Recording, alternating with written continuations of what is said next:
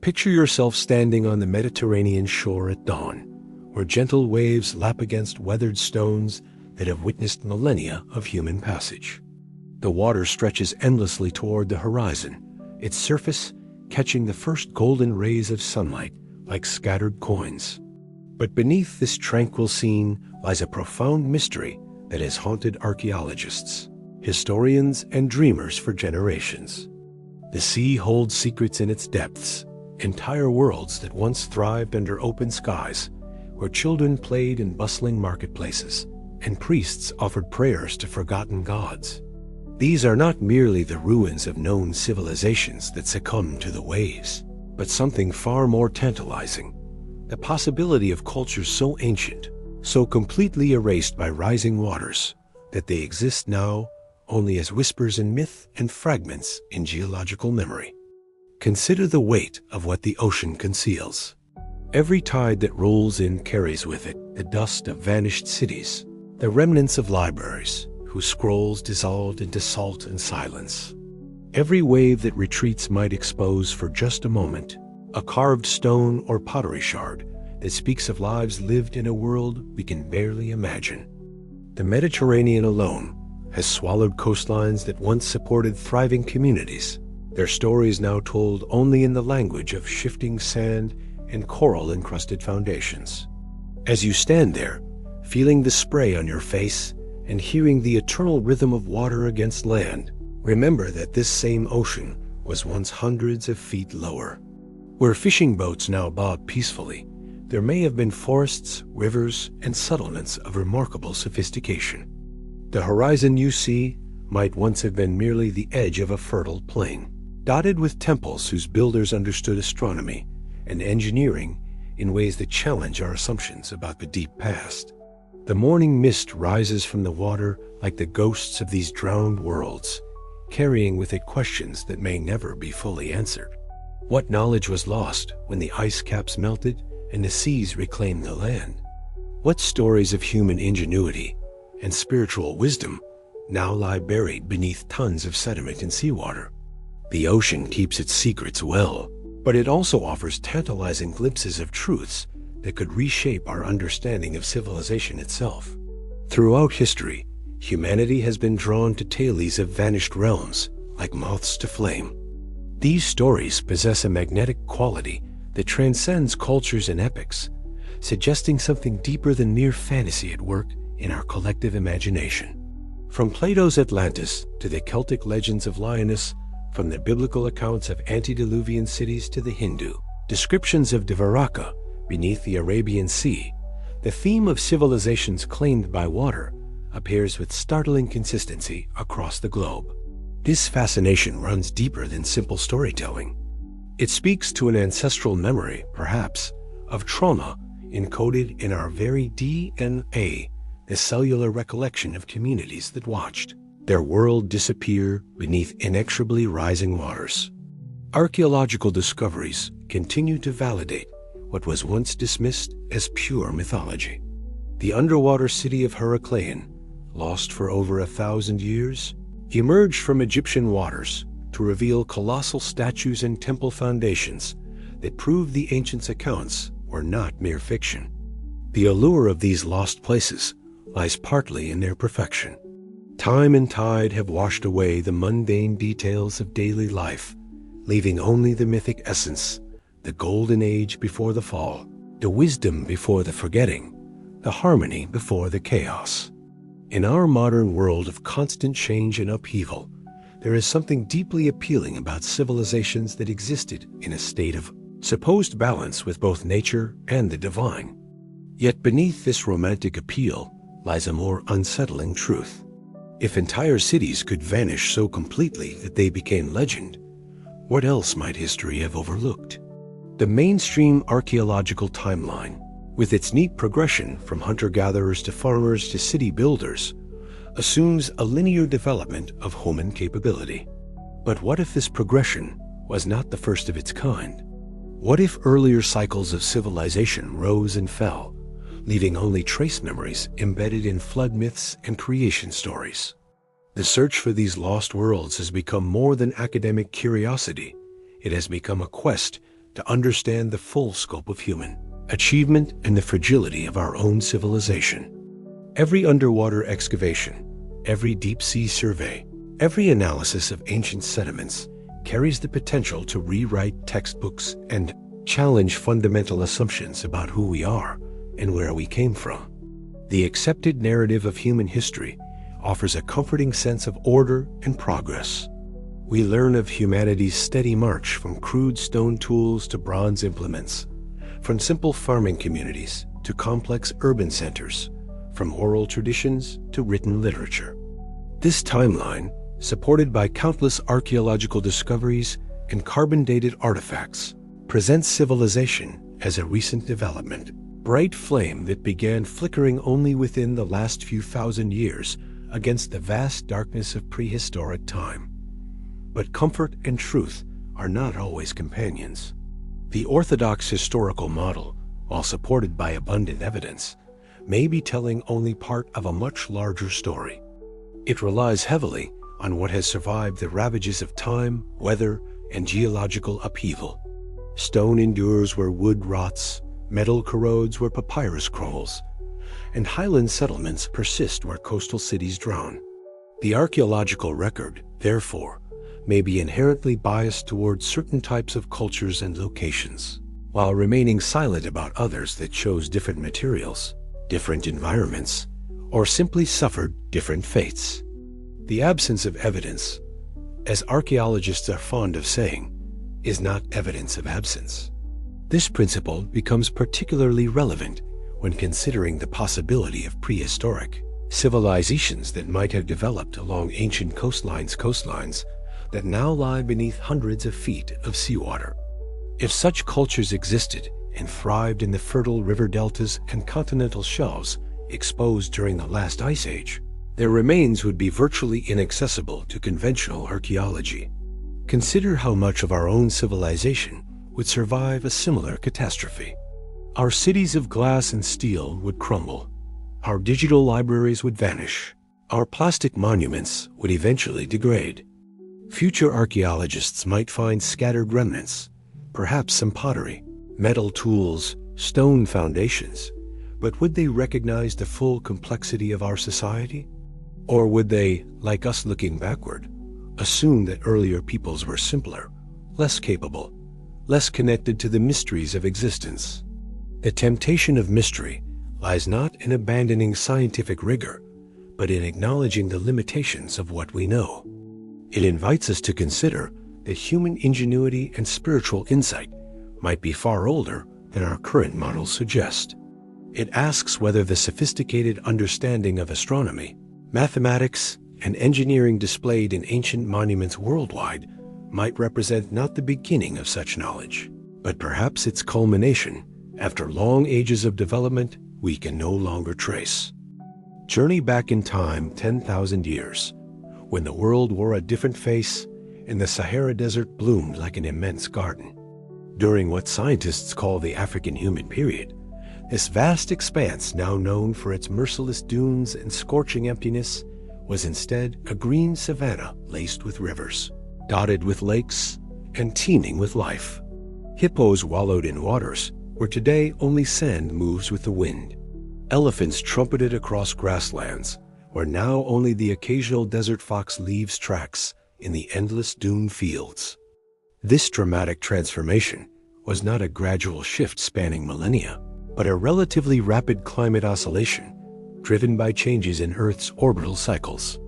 As the planet's tilt and position relative to the sun altered the patterns of monsoon rains, northern Africa received precipitation that would be unimaginable today. Rivers flowed from the Atlas Mountains deep into what is now barren wasteland. Lake Chad expanded to become an inland sea larger than the Caspian. The Nile, fed by these abundant tributaries, carved a delta of extraordinary fertility that extended far beyond its current boundaries.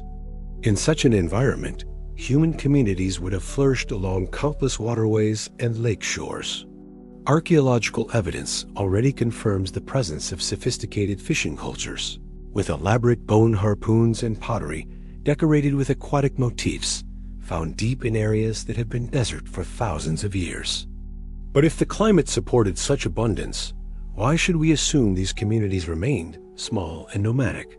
Why not cities, trade networks, ceremonial centers that rivaled anything built in supposedly more civilized eras? The coastal regions during this period would have been particularly favorable for urban development. Sea levels were still rising from the melting ice sheets, but the extensive continental shelves exposed during the glacial maximum provided vast areas of fertile lowland. River deltas would have been enormous, creating natural highways for trade and communication. In such an environment, the development of complex societies would have been not just possible, but almost inevitable. As the orbital cycles shifted and the rains gradually failed, these hypothetical civilizations would have faced a crisis of unimaginable proportions. The Green Sahara slowly transformed back into desert, forcing massive population movements toward remaining water sources.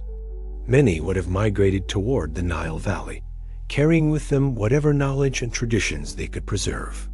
Others might have moved toward the coasts, establishing settlements that would later be claimed by the rising Mediterranean. The desert itself would have consumed countless sites, burying them beneath sand so deep that their rediscovery awaits technologies we have yet to develop. Deep in the heart of what is now Algeria's Tassili Niger Plateau, ancient artists left behind one of archaeology's most intriguing puzzles. Carved into rock faces bleached white by millennia of sun and sand, hundreds of petroglyphs depict scenes that seem impossibly out of place. Elegant boats with high prows and multiple oars, vessels that would not look out of place on the Mediterranean or the Nile, yet created in a landscape where the nearest water might be hundreds of miles away. These are not crude sketches or symbolic representations, but detailed renderings that show clear understanding of naval architecture. The boats display sophisticated design elements, steering oars, multiple rowing positions, even what appear to be masts for sails. Some vessels carry dozens of passengers, suggesting not just fishing craft, but ships capable of significant voyages. The artists who created these images were intimately familiar with maritime technology and culture. Carbon dating and stylistic analysis suggest these petroglyphs were created between 6,000 and 8,000 years ago, during the height of the African humid period when the Sahara was green and watered. But their very existence raises profound questions about the nature of the societies that created them. Were these simply representations of river craft used on the lakes and waterways that once existed in this region? Or do they hint at something more remarkable: communities with extensive maritime knowledge that might have maintained connections with distant coasts and river systems? The level of detail in these rock art galleries suggests cultures that valued and depended upon water transport. Some researchers have noted similarities between the Tassili boats and vessels depicted in ancient Egyptian art, leading to speculation about possible connections between prehistoric Saharan cultures and the early civilizations of the Nile Valley. Perhaps these desert boats represent evidence of trade networks and cultural exchanges that operated on a scale we have barely begun to comprehend. What makes these images even more compelling is their distribution. Similar boat petroglyphs have been found scattered across the Sahara, from Libya to Chad, suggesting a widespread maritime culture that spanned the Green Sahara during its fertile period. As the climate shifted and the desert expanded, the knowledge and traditions of these boat-building peoples would have been preserved only in stone, creating an archaeological record that seems to defy the landscape itself. The boats in the desert remind us that the past was not a simpler time, but a different world, entirely one where seas existed, where now there are only stones, and where human knowledge encompassed skills and technologies that vanished with the waters that sustained them. The end of the last ice age brought changes to our planet so dramatic that they reshape our understanding of what human communities might have witnessed and endured. As massive ice sheets covering North America and Northern Europe began their final retreat, they released unimaginable volumes of water into the world's oceans. This was not a gradual process spread evenly across millennia, but a series of catastrophic pulses that could raise global sea levels by meters within mere decades. The most significant of these events, known to scientists as Meltwater Pulse 1A, occurred approximately 14,500 years ago and raised global sea levels by an estimated 16 to 25 meters in less than 500 years. To put this in perspective, imagine watching the ocean rise by 4 to 6 feet per century, a rate fast enough to be observed within a single human lifetime. Coastal communities would have witnessed their harbors deepening, their beaches retreating, and their familiar landmarks disappearing beneath the advancing waters. For civilizations that had developed along the extensive continental shelves exposed during the Ice Age, these rising seas would have been nothing short of apocalyptic. Consider that during the glacial maximum, sea levels were approximately 120 meters lower than today. This means that vast areas of what is now ocean floor or dry land, fertile coastal plains that could have supported millions of people. The English Channel was a valley, the Mediterranean was a smaller inland sea, and the Persian Gulf was completely dry land crossed by rivers. The flooding was not uniform across the globe. Some regions experienced even more dramatic inundation due to local geological factors and the redistribution of water mass. The Mediterranean, in particular, may have undergone catastrophic flooding events as Atlantic waters broke through natural barriers. Archaeological evidence suggests that large areas of the eastern Mediterranean basin were flooded relatively recently in geological terms, potentially overwhelming any coastal settlements that had developed in the lowlands. For prehistoric communities, these changes would have represented challenges beyond modern comprehension. Entire ways of life based on fishing specific waters, farming particular valleys, or trading along established coastal routes would have become impossible.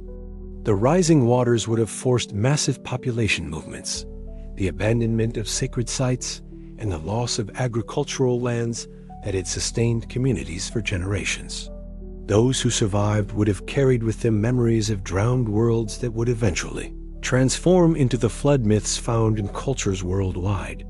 The precision with which ancient flood stories describe rising waters, not just rain from above, but the earth as foundations breaking apart, and the ocean claiming the land, suggests that these may be cultural memories of real events witnessed by human communities during these periods of rapid sea level change. Across every continent and within virtually every ancient culture, stories persist of a great deluge that once transformed the world. These are not merely variations on a single tale spread by cultural diffusion, but independent traditions that emerge from different peoples at different times, yet share remarkable consistency in their core elements. From the Sumerian epic of Gilgamesh to the biblical account of Noah, from the Greek myth of Deucalion to the Hindu Matsya Purana, from Native American legends to Aboriginal Australian Dreamtime stories, humanity appears to carry a collective memory of catastrophic flooding. The traditional academic explanation has been that these stories represent either mythologized accounts of local floods or symbolic narratives about spiritual purification and renewal. But as our understanding of post-glacial climate change has evolved, some researchers have begun to wonder whether these myths might preserve actual historical memories of the massive sea level changes that occurred as the Ice Age ended. The consistency of details across cultures that had no known contact with each other is particularly striking. Consider the common elements. Warnings of impending disaster ignored by most people, the construction of vessels or seeking of high ground by the wise few, the complete inundation of the known world, the survival of small populations who must rebuild civilization, and the establishment of new covenants between humanity and the divine. These themes appear not just in the famous Middle Eastern accounts, but in the flood stories of peoples as diverse as the Aztecs, the Masai, the ancient Chinese, and the Polynesian islanders. The Greek historian Plato, in his dialogues about Atlantis, mentions that Egyptian priests told Solon that there had been many destructions of humanity, with floods being the most common cause. The priests claimed that their records, carved in stone in the depths of temples, preserved memories of events that other cultures remembered only as confused myths. They suggested that what the Greeks took to be one great flood was actually a pattern of recurring catastrophes that had repeatedly reset human civilization. Recent archaeological discoveries have lent weight to the possibility that flood myths might contain historical kernels.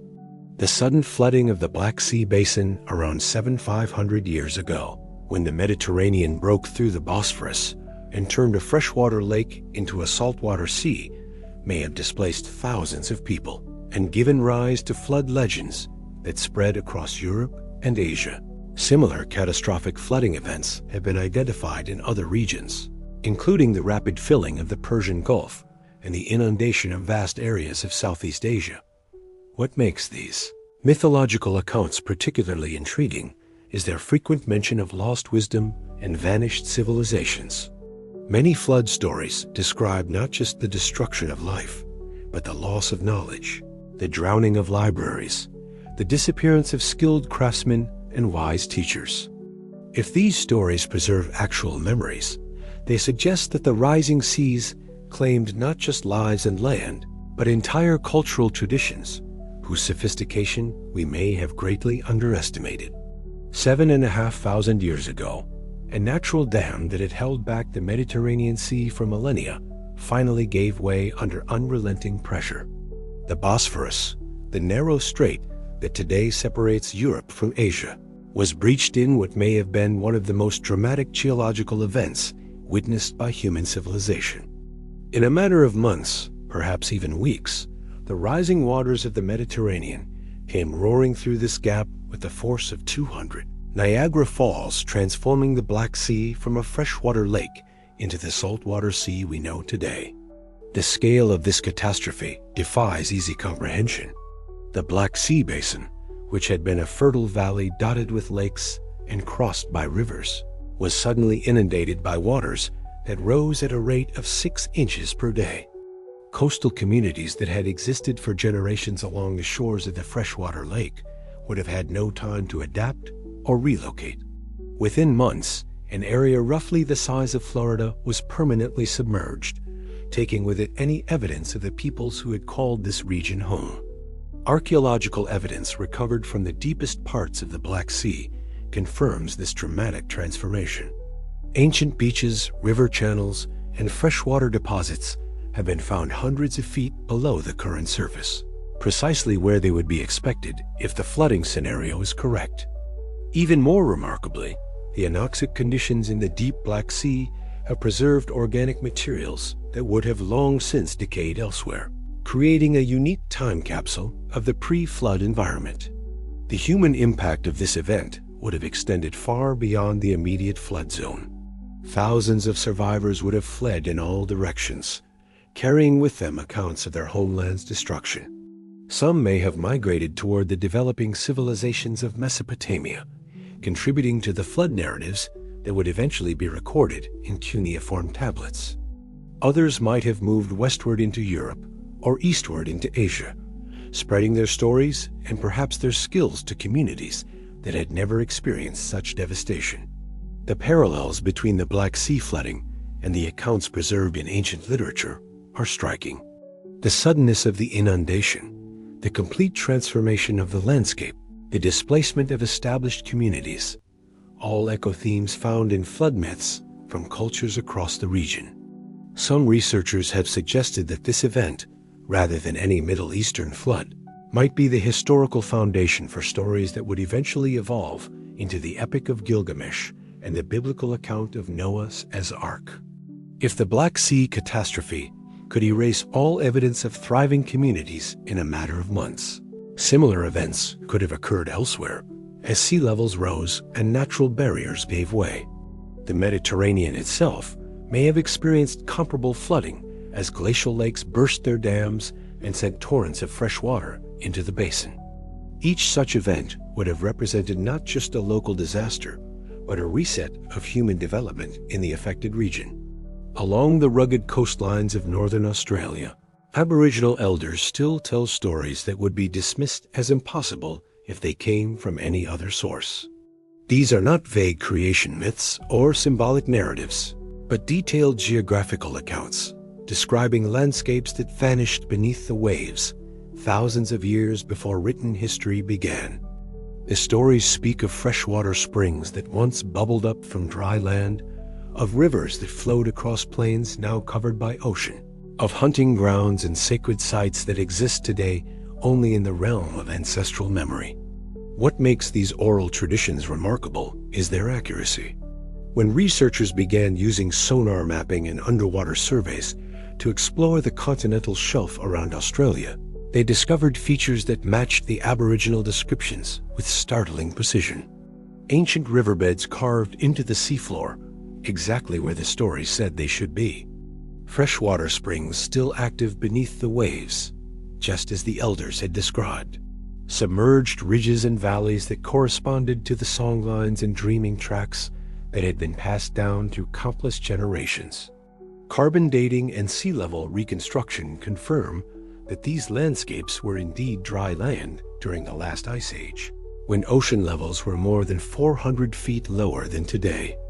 The areas described in the stories were flooded between 10,000 and 7,000 years ago, meaning that accurate geographical knowledge has been preserved through oral tradition for at least 200 generations.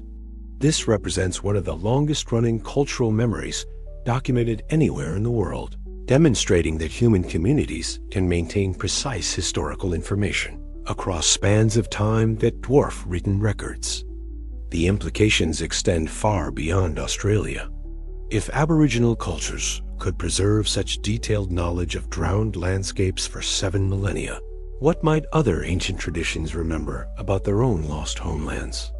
The precision of these Australian accounts suggests that flood myths and stories of vanished lands found in other cultures might similarly contain geographical information about real places claimed by rising seas. Consider the sophistication required to maintain such memories. The Aboriginal storytellers didn't simply preserve vague recollections of land that was once dry. They maintained detailed maps encoded in song and story, complete with landmarks, resource locations, and navigational information for territories that no living person had ever seen. This level of cultural continuity suggests that prehistoric communities possessed far more sophisticated systems of knowledge preservation than we typically assume. The Australian evidence also raises questions about what other drowned landscapes might harbor similar archaeological treasures. If the relatively shallow waters around Australia contain preserved evidence of ancient coastlines, what might lie beneath the deeper continental shelves of other continents? The Mediterranean, the North Sea, the Persian Gulf, and countless other bodies of water may conceal landscapes that once supported thriving human communities, their stories now preserved only in the geological record and perhaps in the deepest layers of cultural memory. Stand today at the edge of the Nile Delta and try to imagine the landscape as it existed 10,000 years ago when the Mediterranean was hundreds of feet lower, and the river carved its channels through a coastal plain that extended far beyond the current shoreline. In that distant era, the delta was not the triangular wedge of fertile land we know today, but a vast expanse of marshlands, lakes, and distributary channels that sprawled across an area perhaps 3 times larger than the modern delta. This ancient landscape would have been a paradise for early human settlement. The numerous waterways provided transportation routes and fish resources, while the seasonal floods deposited rich silt across extensive floodplains, perfect for agriculture. The mild Mediterranean climate, combined with the reliable water supply and fertile soils, would have created conditions ideal for the development of complex societies. Yet virtually all evidence of any communities that might have flourished in this drowned landscape now lies beneath hundreds of feet of water and sediment. The implications for Egyptian prehistory are staggering. The conventional narrative presents Egyptian civilization as emerging rather suddenly in the Nile Valley around 3100 BCE, with remarkably sophisticated writing, art, architecture, and religious beliefs appearing almost fully formed.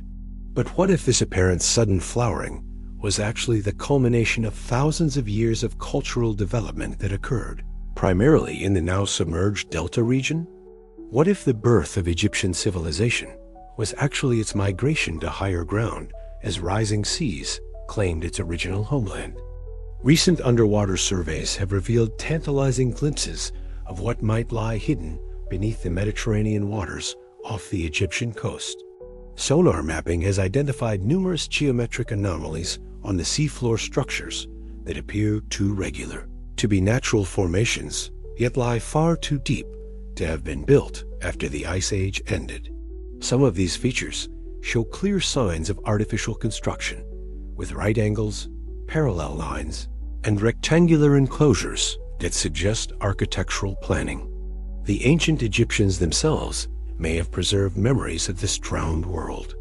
Their creation myths speak of a primordial island that emerged from the waters of chaos, a first place where the gods established the principles of civilization before it was lost to the flood. Their religious texts describe the island of flame and the Chiji island of trampling as sacred locations associated with the origins of divine kingship and temple architecture. Could these mythological places represent actual geographical locations in the prehistoric delta? The possibility becomes even more intriguing when we consider the sophistication of early Egyptian astronomy and mathematics. The precise alignments of the pyramids, the complex calculations embedded in temple architecture, the detailed understanding of celestial cycles, these achievements suggest a tradition of scientific observation and mathematical thinking that must have developed over many centuries. If such knowledge traditions existed, where did they originate? The answer might lie beneath the Mediterranean waters, in observatories and schools whose foundations now serve as artificial reefs for fish that swim through the ruins of humanity's forgotten past. In 1933, an Egyptian pilot flying over the waters near Alexandria noticed strange shapes beneath the surface of Abu Qir Bay. What appeared to be geometric patterns in the shallow water would eventually lead to one of the most significant underwater archaeological discoveries of the modern era. Beneath these Mediterranean waters lay the lost cities of Heracleion and Canopus, mentioned by ancient historians, but long assumed to be either fictional or completely destroyed by earthquakes and tsunamis. When marine archaeologist Frank Gaudio and his team began systematic exploration of the site in the 1990s, they encountered wonders that exceeded even their most optimistic expectations. Colossal statues of pharaohs and gods emerged from the sediment, their faces still bearing the subtle expressions carved by ancient artisans. Temple foundations revealed architectural plans of extraordinary complexity, with precisely cut granite blocks weighing dozens of tons arranged in patterns that spoke of sophisticated engineering knowledge. The preserved state of these underwater ruins was remarkable. The same marine environment that had claimed the cities also protected them from the weathering, vandalism, and reuse that had befallen most ancient monuments on dry land. Gold jewelry still gleamed in the darkness. Wooden ships remained intact in the oxygen-poor sediment, and hieroglyphic inscriptions were as crisp as the day they were carved. The cities had become time capsules, preserving a moment of ancient Egyptian civilization in stunning detail. But perhaps the most significant aspect of the Heracleion and Canopus discoveries was what they revealed about the vulnerability of urban centers to environmental change. These were not small fishing villages or temporary settlements. They were major ports and religious centers that had flourished for over 1,000 years. Heracleion, known to the Greeks as Thonis, was Egypt's primary port of entry during the late period, where foreign merchants paid customs duties and foreign gods were officially welcomed into the Egyptian pantheon. The city's destruction appears to have been sudden and catastrophic. Evidence suggests that a combination of earthquakes, soil liquefaction, and tsunami activity caused large portions of the Nile Delta to suddenly subside beneath the waves sometime during the 8th century CE. Entire neighborhoods sank intact, with household items, religious artifacts, and even ship cargoes preserved exactly where they were abandoned by their owners. The implications extend far beyond Egypt's documented history. If major urban centers from the well-recorded late period could vanish so completely that their very existence became mythical, what might have happened to earlier cities that developed during prehistory? The techniques developed to explore Heraclean and Canopus sophisticated sonar mapping, underwater robotics, and marine archaeology have opened new possibilities for investigating submerged landscapes that might harbor evidence of far more ancient civilizations. The rediscovery of these lost cities has also validated the accuracy of ancient historical accounts that had long been dismissed as exaggeration or fantasy.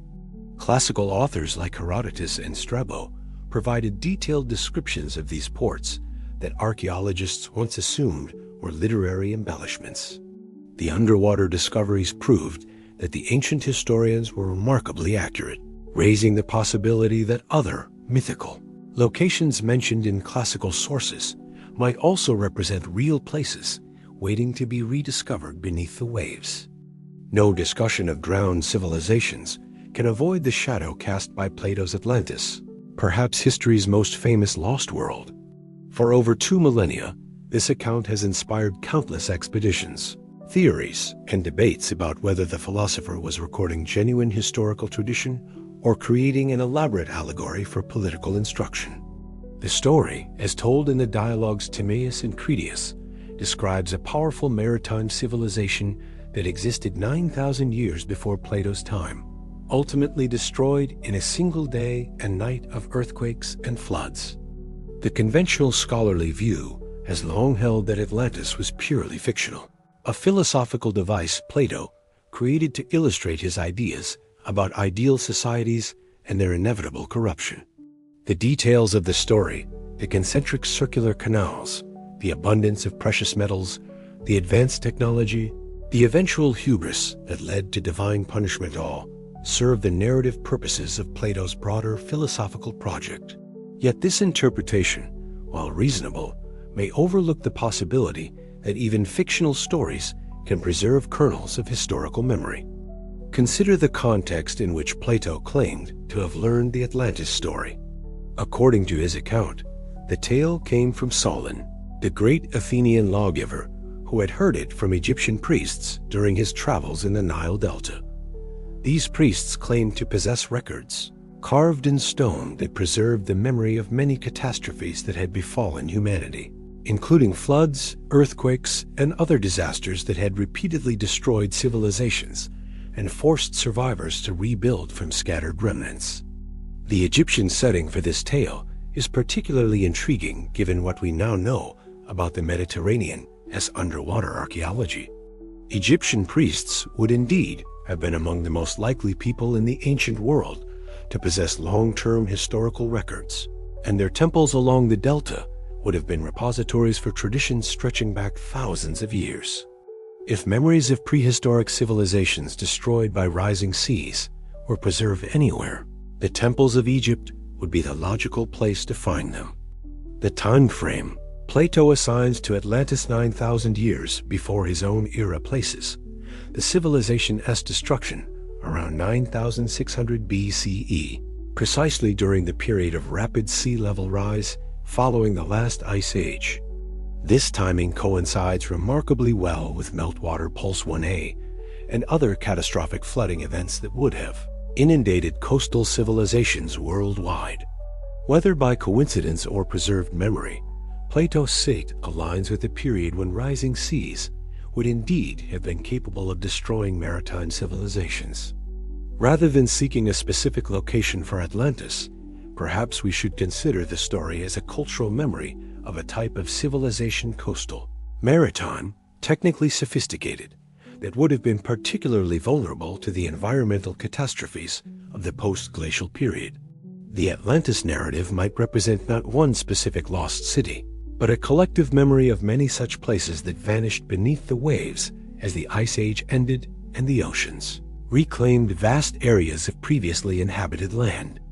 Off the southern coast of Japan, beneath the crystal-clear waters surrounding Yonaguni Island, lies one of underwater archaeology's most contentious discoveries.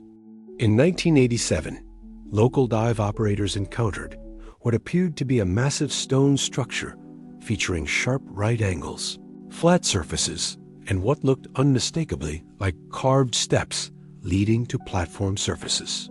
The formation, now known as the Yonaguni Monument, rises from the seafloor like a submerged pyramid, its geometric precision challenging easy explanation.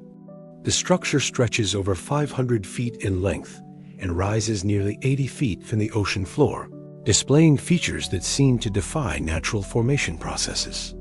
Terraced levels create the appearance of a step pyramid, while carved channels and what appear to be drainage systems suggest purposeful architectural planning. Most remarkably, the monument includes features that look distinctly like ceremonial spaces, flat platforms that could have served as gathering areas, and what some interpret as carved representations of animals or religious symbols. Marine geologist Robert Schoch, known for his controversial redating of the Sphinx based on water erosion patterns, has examined the Yonaguni Monument extensively. While he acknowledges that the structure shows clear signs of human modification, he remains cautious about claims that it represents a lost civilization. The monument, he suggests, may have begun as a natural rock formation that was subsequently carved and modified by human hands, creating a hybrid structure that combines geological processes with architectural intervention. The dating of the monument adds another layer of mystery. If the structure is artificial or significantly modified by humans, it would have been created when sea levels were much lower and the site was dry land.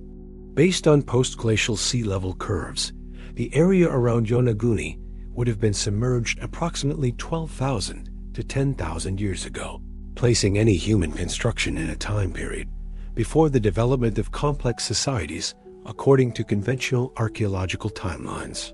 Japanese researchers have identified additional underwater structures in the region, including what appear to be roads, walls, and even stone circles.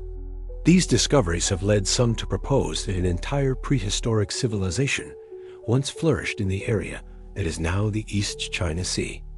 During the Ice Age, this region would have been a broad plain connecting Japan to the Asian mainland, potentially supporting large populations that were displaced as rising seas created the modern geography of the Japanese archipelago. The Yonaguni Monument remains a puzzle precisely because it exists at the intersection of the possible and the improbable. The structure displays features that are difficult to explain through natural processes alone, yet its implications, if it is indeed artificial, would require a fundamental revision of our understanding of prehistoric human capabilities. Like many of the world's most intriguing archaeological mysteries, it serves as a reminder that the ocean depths may hold secrets that challenge our most basic assumptions about the pace and pattern of human development. Whether natural wonder or artificial construction, the Yonaguni Monument represents the kind of discovery that awaits beneath the waves around the world's coastlines. In waters that once were land, questions of stone and time converge to create mysteries that may never be fully resolved. Across the globe, from the windswept plains of Salisbury to the high plateaus of the Andes, ancient monuments display levels of precision and sophistication that continue to puzzle modern engineers. The Great Pyramid of Giza aligns to true north with an accuracy of just 3/60th of a degree. The massive stones of Sacsayhuaman fit together so perfectly that not even a knife blade can slide between them. The trilithons of Stonehenge, weighing up to 50 tons each, were transported from quarries over 150 miles away and erected with mathematical precision. These achievements become even more remarkable when we consider that they represent not experimental first attempts, but the products of mature technological traditions. The pyramid builders of Egypt demonstrated mastery of complex mathematics, advanced surveying techniques, and sophisticated understanding of structural engineering. The megalith builders of Europe and South America displayed similar expertise in stone cutting, transportation, and astronomical alignment. Such capabilities suggest long periods of development, experimentation, and refinement that must have preceded the monuments we can still observe today. But where did these traditions develop? The conventional archaeological timeline suggests that complex engineering knowledge emerged relatively recently, appearing almost simultaneously in different parts of the world during the Neolithic period. This pattern of apparently independent but nearly contemporaneous innovation has puzzled researchers for decades. How did separate cultures, with no known contact between them, develop such similar techniques for working with massive stones at roughly the same time?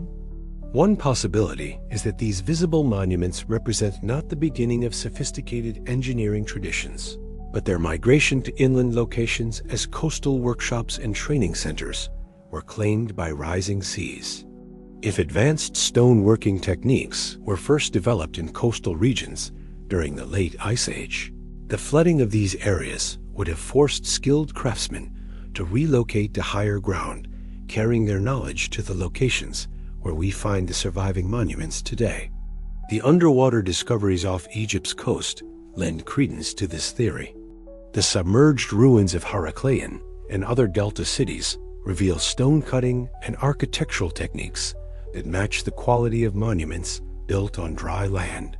If such expertise existed in flooded regions, it suggests that the engineering knowledge displayed in surviving monuments may be far older than previously assumed, with its origins lying beneath waters that now conceal the workshops where these techniques were perfected. Recent discoveries of megalithic structures at sites like Göbekli Tepe in Turkey have already pushed back the timeline for complex stone architecture by several millennia. These precisely carved pillars, arranged in circular enclosures and decorated with sophisticated relief carvings, were created by hunter-gatherer societies that supposedly lacked the social organization and technological knowledge for such projects. Each new discovery seems to reveal that our ancestors possessed capabilities that our theories had not accounted for. The engineering puzzle becomes even more intriguing when we consider the astronomical alignments built into many ancient monuments.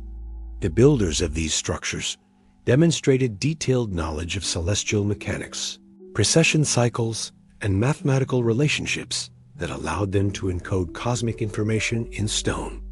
Such knowledge represents centuries or millennia of careful observation and calculation, suggesting scientific traditions that extended far deeper into prehistory than our current models acknowledge.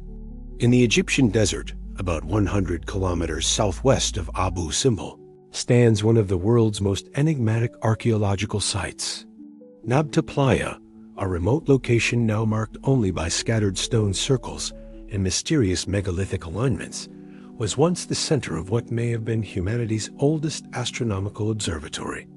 The stone arrangements, erected more than 6,000 years ago by nomadic peoples, demonstrate sophisticated understanding of celestial mechanics that rivals the achievements of later civilizations. The stone circles at Nabta Playa are aligned with remarkable precision to track the heliacal rising of Sirius, the bright star that the ancient Egyptians associated with the annual flooding of the Nile. Other alignments mark the summer solstice and various stellar positions that would have been crucial for navigation and calendar keeping. Most remarkably, the site includes what appears to be a stone sculpture representing the constellation Orion, suggesting that these prehistoric astronomers had developed complex systems for mapping and understanding the night sky. The sophistication of Nabta Playa raises profound questions about the development of astronomical knowledge in prehistoric societies. The level of mathematical understanding required to create such precise alignments suggests not just casual observation of the stars, but systematic study extending over many generations. The builders of Nabta Playa possessed knowledge of precession, stellar proper motion, and geometric relationships that would not be rediscovered by European astronomers until the Renaissance. But Nabta Playa is unusual not just for its antiquity, but for its survival. This remote desert location was preserved only because it was abandoned when climate change made the region uninhabitable. If similar astronomical sites were constructed in more favorable locations, fertile river valleys, coastal plains, areas that continued to support human populations, they would have been either destroyed by later construction or claimed by rising seas as the Ice Age ended. The possibility of submerged astronomical sites becomes particularly intriguing when we consider the global pattern of ancient observatory alignments. From Stonehenge to Angkor Wat, from Chichen Itza to Easter Island, prehistoric cultures seem to have possessed detailed knowledge of stellar positions and planetary cycles. This astronomical sophistication appears too widespread and too consistent to represent independent discoveries by isolated cultures. Instead, it suggests shared knowledge traditions that may have originated and now lost centers of learning. The Mediterranean seafloor, with its evidence of submerged settlements and architectural remains, may conceal astronomical installations that would dwarf the surviving examples on dry land. The favorable climate and strategic position of the prehistoric Mediterranean basin would have made it an ideal location for the development of navigation, astronomy, and celestial observation. The same rising seas that preserved Heraclean temples might also have claimed observatories where ancient astronomers mapped the movements of stars and planets with precision that we are only beginning to appreciate. Recent discoveries of what appear to be astronomical alignments in underwater ruins off the coasts of India and the Caribbean suggest that such sites may indeed exist. As marine archaeology techniques become more sophisticated and underwater surveys extend to greater depths, we may find that the ocean floors harbor not just the remains of ancient cities, but the observatories where our ancestors first learned to read the language of the stars and encode cosmic knowledge in arrangements of stone that were meant to endure for millennia. Within the massive limestone blocks that form the body of the Great Pyramid at Giza, ancient marine fossils lie embedded like memories of a vanished world. These are not random inclusions or decorative elements, but the remains of sea creatures that lived and died in warm, shallow seas that covered northern Egypt millions of years ago. Nummulites, small coin-shaped organisms related to modern foraminifera, are so abundant in the pyramid stones that the ancient Greeks named them nummulites, little coins believing they were the petrified lentils left behind by the workers who built the monuments. The presence of these marine fossils serves as a profound reminder that the desert landscape surrounding the pyramids was once ocean floor.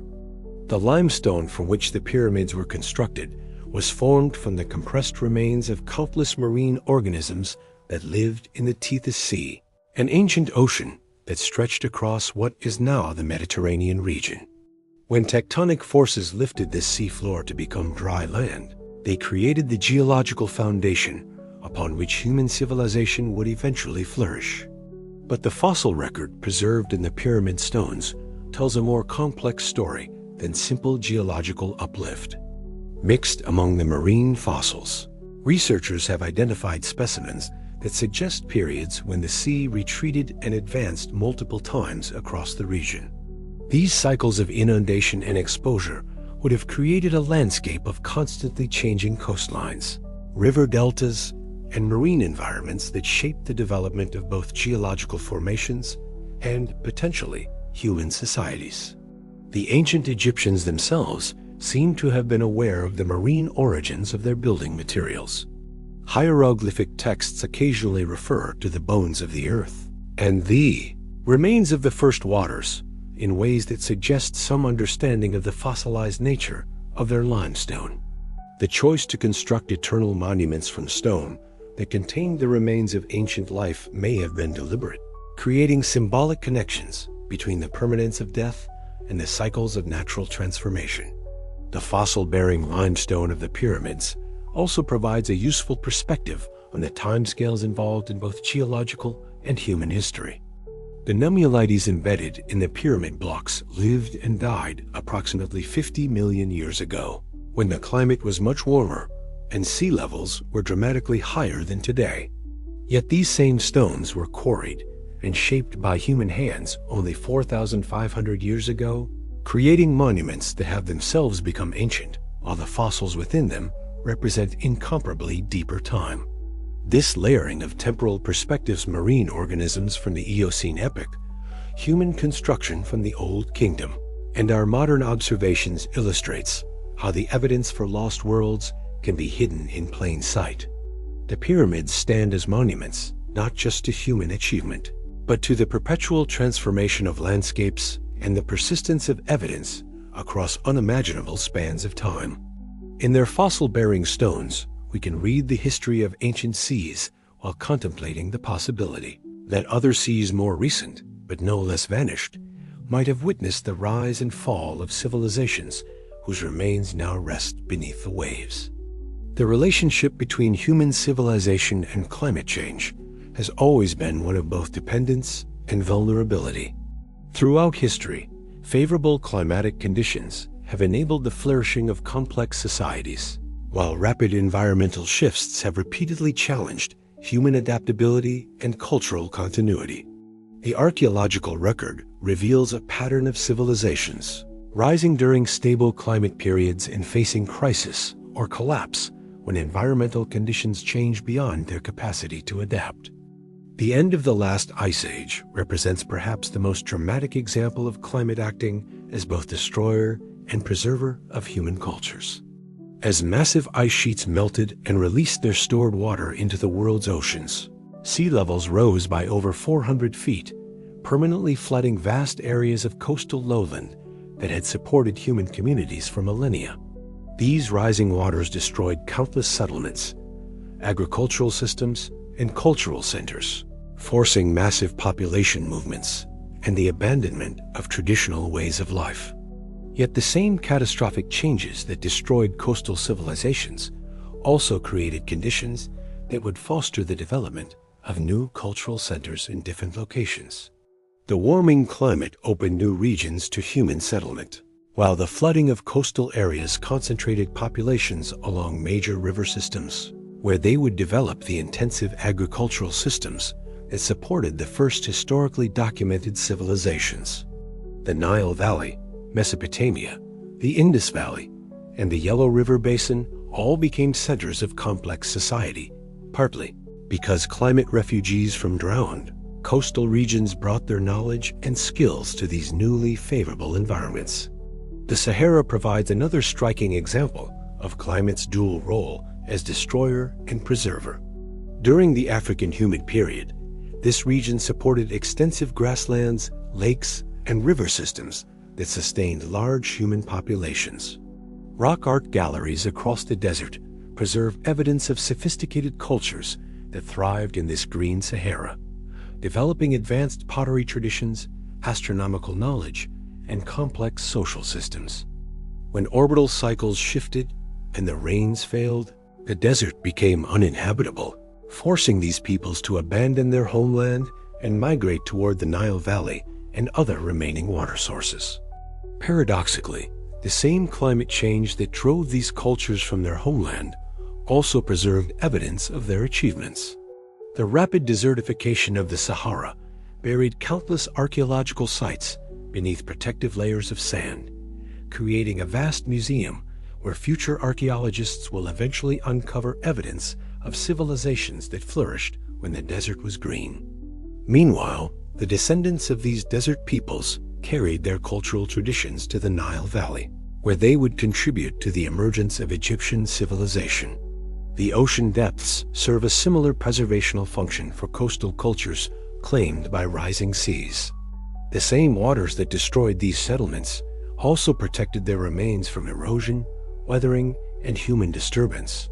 Underwater archaeological sites often preserve organic materials, architectural details, and artifact assemblages that would have long since decomposed in terrestrial environments.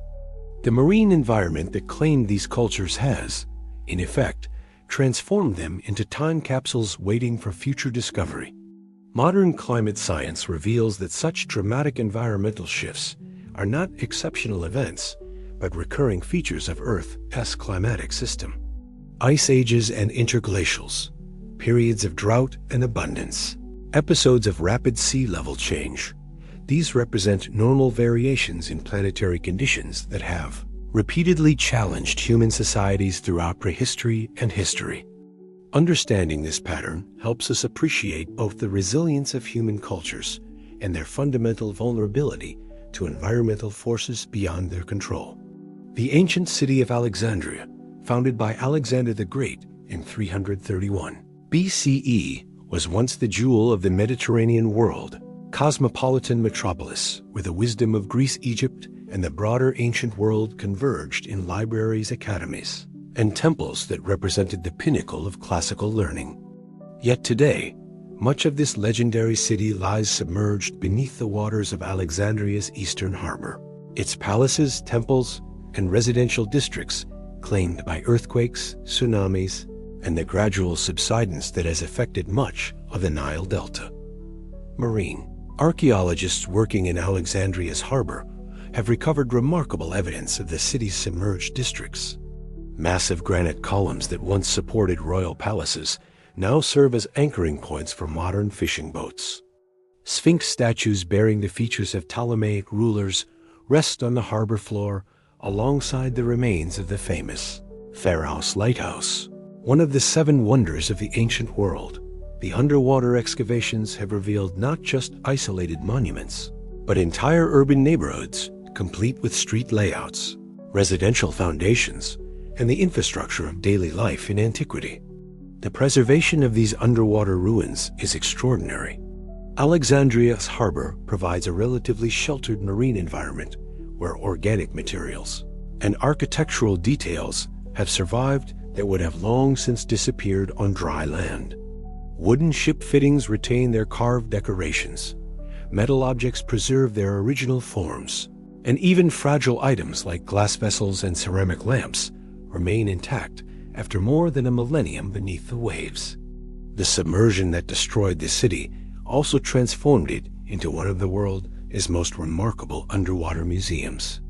But perhaps the most significant aspect of Alexandria's underwater archaeology is what it reveals about the vulnerability of even the most sophisticated urban centers to environmental catastrophe. Alexandria was not a primitive settlement built without understanding of local conditions. It was a carefully planned metropolis designed by the best architects and engineers of the ancient world. The city's founders understood the importance of harbors, the behavior of the Nile's flood cycles, and the geological characteristics of the Delta region. Yet despite this expertise, large portions of the city eventually succumbed to forces beyond human control. The destruction of Alexandria's waterfront districts appears to have occurred through a combination of seismic activity and gradual land subsidence rather than a single catastrophic event. Ancient sources describe several major earthquakes that damaged the city, while geological evidence suggests that the weight of Nile sediments has caused much of the Delta region to sink slowly over time. This pattern of gradual environmental change, punctuated by periodic disasters, would have given Alexandria's residents time to adapt and relocate, but ultimately proved impossible to resist completely. The underwater ruins of Alexandria serve as a sobering reminder that no human settlement, regardless of its sophistication or strategic importance, is immune to environmental change.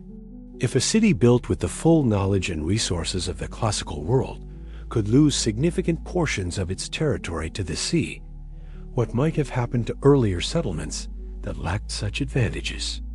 The techniques developed to explore Alexandria's submerged districts, underwater robotics, marine magnetometry, and submarine archaeology have opened new possibilities for investigating older, deeper sites that might harbor evidence of civilizations that vanished long before Alexandria was ever conceived.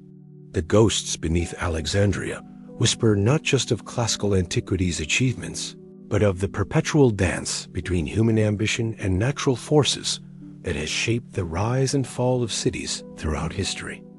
The waters off Egypt are not unique in harboring mysteries that challenge conventional archaeological timelines. Around the world, underwater researchers have identified submerged structures, geometric formations, and anomalous features that suggest the ocean depths may conceal evidence of human activity from far earlier periods than traditionally assumed. These discoveries, scattered across different continents and marine environments, paint a global picture of potential prehistoric settlements claimed by rising seas at the end of the last ice age. In the Gulf of Kanhat, off India's western coast, sonar surveys have revealed what appear to be the ruins of a massive city lying beneath 120 feet of water. The National Institute of Ocean Technology has identified structures that extend over nearly 4 square miles, including what seem to be planned street layouts, building foundations, and even what might be the remains of a dam or seawall. Carbon dating of artifacts recovered from the site has yielded dates as old as 9,500 years, placing potential construction during the period of rapid sea level rise following the glacial maximum. The Persian Gulf, which was completely dry land during the Ice Age, has yielded similar discoveries. Underwater surveys have identified numerous sites that appear to show human modification, including stone circles, linear arrangements of rocks, and formations that resemble the foundations of large structures. The region would have been a vast river valley during the glacial period, crossed by the ancestral rivers of the Tigris and Euphrates, creating ideal conditions for human settlement. As sea levels rose and the Gulf filled with water, any communities that had developed in this fertile lowland would have been forced to relocate to the surrounding highlands. In the Caribbean, the controversial Bimini Road Formation continues to puzzle researchers. This underwater feature, discovered in the 1960s near the Bahamas, consists of large rectangular stones arranged in what appears to be a linear pattern extending for nearly half a mile along the ocean floor. While some researchers argue that the formation is entirely natural, others point to evidence of tool marks, quarrying techniques, and architectural planning that suggest human involvement. The feature lies in water that would have been dry land approximately 12,000 years ago, during the height of the last ice age. Off the coast of Japan, the Yanaguni Monument represents perhaps the most controversial of these underwater discoveries. The massive stone formation displays features that appear almost architectural in their precision-stepped platforms, right-angled corners, and what seem to be carved decorative elements. While the site's interpretation remains hotly debated, its existence in water that was dry land during the late Ice Age suggests that human modification of natural rock formations may have been more widespread in prehistoric coastal areas than previously imagined. Even more intriguing are the discoveries emerging from the North Sea, the shallow body of water that separates Britain from continental Europe. This region, known to geologists as Doggerland, was a vast plain during the Ice Age, supporting large populations of humans and megafauna. As sea levels rose, this entire landscape was gradually submerged, creating the modern geography of northwestern Europe. Fishing trawlers regularly bring up artifacts from the seafloor, stone tools, bone implements, and even human remains that speak of thriving communities in a landscape that now exists only beneath the waves. The global distribution of these underwater anomalies suggests that the phenomenon of submerged prehistoric sites may be far more common than previously recognized. Each continental shelf that was exposed during the Ice Age represents a potential reservoir of archaeological evidence that remains largely unexplored. The technical challenges of deep water archaeology have limited investigation of these sites, but advancing technology is beginning to make systematic exploration feasible. Deep in Egypt's western desert, in a place now called Wadi al-Haytham, the Valley of Whales, lies one of paleontology's most remarkable discoveries. Scattered across the sand and exposed by millennia of wind erosion are the fossilized remains of early whales, some over 50 feet long, their skeletons so perfectly preserved that every detail of bone structure remains visible. But these are not ordinary whale fossils. They are the remains of Basilosaurus and Garudan, ancient cetaceans that possessed something no modern whale has: fully developed hind legs. These prehistoric whales lived approximately 40 million years ago, during the Eocene epoch, when what is now the Sahara Desert was covered by the warm, shallow waters of the Tethys Sea. The fossils preserve a crucial moment in evolutionary history, capturing these marine mammals during their transition from land-dwelling to fully aquatic animals. Some specimens still possess the vestigial limbs and hip bones that connected them to their terrestrial ancestors, while others show the elongated spines and powerful tail flukes that would characterize later whale evolution. The preservation of these whale fossils in what is now one of Earth's most arid environments serves as a powerful reminder of the dramatic environmental changes that have shaped our planet's surface. The same geological processes that lifted ancient seafloor to create the desert landscape also preserve these marine fossils as monuments to vanished oceans. The whales of Wadi al-Haytham died and were buried in marine sediments, only to be revealed millions of years later when tectonic forces raised the seafloor hundreds of feet above sea level. But the whale fossils represent more than just evolutionary curiosities. They provide a temporal anchor for understanding the scale of environmental change that has affected the Eastern Mediterranean and North Africa. If whales could swim where today only sand moves with the wind, then the entire region has undergone transformations that dwarf even the dramatic sea level changes of the post-glacial period. The landscape that now harbors these marine fossils has experienced multiple cycles of inundation and emergence across geological time. The discovery of marine fossils in terrestrial environments is not unique to Egypt. Similar finds occur worldwide, wherever ancient seafloors have been uplifted by tectonic activity. But the exceptional preservation and accessibility of the Wadi al-Haytham specimens make them particularly valuable for understanding both evolutionary processes and environmental change. The site has been designated a UNESCO World Heritage Location, recognizing its importance for science and education. For archaeologists interested in submerged prehistoric sites, the whale fossils of Wadi al-Haytham provide important perspective on the relationship between geological and human timescales. While the whales lived and died tens of millions of years ago, their fossilized remains were exposed by the same erosional processes that might eventually reveal evidence of much more recent human activity. The desert that now conceals countless archaeological sites beneath protective layers of sand may, in future millennia, expose these buried treasures just as wind and time have revealed the ancient whales. The whales in the desert remind us that the boundary between land and sea is not fixed but fluid, subject to forces and timescales that make even the rise and fall of human civilizations seem like brief episodes in the larger story of planetary change. Across the vast sweep of prehistory, anonymous hands shaped stone with precision that modern engineers struggle to match. These forgotten masters left no written records, no signed monuments, no detailed accounts of their methods or motivations.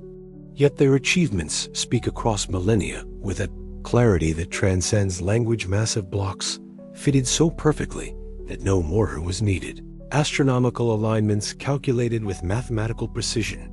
Transportation projects that moved multi-ton stones across hundreds of miles of difficult terrain. Who were these prehistoric engineers? Traditional archaeology suggests they emerged from hunter-gatherer societies that gradually developed agricultural surplus sufficient to support specialized craftsmen. But this model assumes a linear progression from simple to complex, from crude to sophisticated, that may not adequately account for the evidence. The megalithic monuments scattered across Europe, the precision architecture of sites like Göbekli Tepe, the mathematical sophistication embedded in ancient observatories. These achievements suggest knowledge, traditions that required generations, perhaps centuries, of development and refinement. If rising seas claimed the coastal regions where such knowledge traditions might have first developed, then the monuments we can still observe might represent not the beginning of sophisticated engineering, but its migration to higher ground. The master builders who constructed Stonehenge, the pyramids, and the temples of Malta might have inherited their skills from earlier generations who perfected their craft in workshops and academies, now lost beneath the waves. The sudden appearance of advanced building techniques in the archaeological record might reflect not invention, but relocation. Consider the implications of such a scenario. The engineering knowledge displayed in surviving megalithic monuments suggests not just practical building skills, but sophisticated understanding of mathematics, astronomy, and structural engineering. Such expertise requires institutional continuity schools or guilds where knowledge could be preserved, transmitted, and developed across generations. The development of such institutions would have required stable, prosperous societies with sufficient surplus to support specialists whose work was not directly related to immediate survival needs. The coastal regions of the post-glacial world would have provided ideal conditions for such cultural development. Abundant marine resources, favorable climate, access to trade networks via waterways, and the stimulating contact between different cultural groups that characterizes maritime societies all would have contributed to environments where technological innovation and intellectual achievement could flourish. The same rising seas that might have claimed these hypothetical centers of learning would also have forced their inhabitants to carry their knowledge inland, to regions where it would eventually be applied to the construction of monuments we can still observe today. Recent discoveries have begun to validate the possibility of such prehistoric knowledge traditions. The sophisticated astronomy encoded in sites like Nabta Playa, the advanced engineering displayed at Göbekli Tepe, the mathematical relationships embedded in megalithic monuments across Europe all suggest that our prehistoric ancestors possessed capabilities that our models of cultural development had not anticipated. Each new discovery seems to push back the timeline for complex human achievement, revealing that sophisticated knowledge may be far older than previously assumed. The forgotten engineers remain anonymous, their individual achievements dissolved into collective memory. But their legacy persists in the monuments they created and the knowledge traditions they established. In the precision of ancient alignments, in the perfection of megalithic joints, in the mathematical relationships encoded in stone circles and temple plans, we can still hear the whisper of expertise that may have been old when the pyramids were young. Stand once more at the water's edge as evening approaches, watching the ancient rhythm of waves that have pulsed against countless shores across the deep reaches of time. The tide draws back, revealing for a moment the glistening sand and scattered shells that speak of life persisting in the boundary between elements. Then the water returns, covering these brief revelations with the eternal blue mystery that has both nurtured and claimed human dreams since our species first gazed across the waters and wondered what lay beyond the horizon.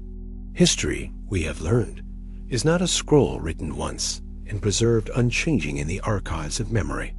It is more like this shoreline constantly shifting, always in motion, revealing treasures one moment and concealing them the next. Each wave that breaks carries with it the dust of vanished mountains, the remains of creatures that lived in seas, whose very existence we can now only infer from the stones they left behind. Each tide that retreats exposes briefly the foundations of worlds that flourished when the geography of our planet bore a different shape entirely. The possibility of forgotten cities beneath the waves represents more than archaeological curiosity or romantic speculation. It speaks to fundamental questions about the nature of human achievement and the relationship between civilization and the environment that sustains it. If rising seas could claim entire cultures at the end of the last ice age, if knowledge traditions thousands of years old could vanish beneath waters that preserve their remains in perpetual darkness, then our own civilization exists in a context of impermanence that demands both humility and urgency. The evidence scattered across ocean floors worldwide geometric, anomalies in sonar surveys, architectural remains in underwater excavations, engineering precision in monuments that may be far older than previously assumed, suggests that the story of human development is far more complex and ancient than our current narratives acknowledge. The skills required to create the megalithic monuments that dot our landscape, the astronomical knowledge encoded in stone, circles and temple alignments, the mathematical sophistication displayed in prehistoric architecture, all point toward knowledge traditions that required centuries or millennia to develop. Yet for all our advancing technology and expanding archaeological capabilities, the ocean depths remain largely unexplored. The same waters that once claimed hypothetical prehistoric civilizations continue to guard their secrets with patient persistence. Each advance in underwater archaeology, each improvement in deep-sea exploration technology, each new discovery of submerged ruins serves only to remind us how much remains unknown about our own species' past. Perhaps this unknowing is itself part of the story we need to hear. In an age when information seems instantly available and every corner of the world appears mapped and cataloged, the mystery of drowned civilizations reminds us that profound questions remain unanswered. The deepest truths about human history may still lie waiting in the depths, preserved in the sediments of ancient catastrophes, guarded by the same waters that claimed them. The forgotten city beneath the waves exists not as a single place, but as a possibility, a reminder that human achievement and human vulnerability are intimately connected, that every civilization exists in dialogue with forces larger than itself. Whether preserved in myth or buried in marine sediments, these lost worlds continue to speak to something essential in the human experience: our drive to create meaning and beauty in the face of impermanence, our ability to encode wisdom in stone and story, our capacity to begin again when the waters recede and reveal new shores on which to build. As the tide turns and darkness gathers over the Mediterranean, imagine the lights that once reflected on these waters from cities whose names we will never know, whose achievements we can only glimpse in fragments and echoes. Their story is our story, written in the eternal conversation between human ambition and natural forces, preserved in the patient memory of stones that remember seas and whispered in the endless rhythm of waves that have witnessed the rise and fall of countless worlds.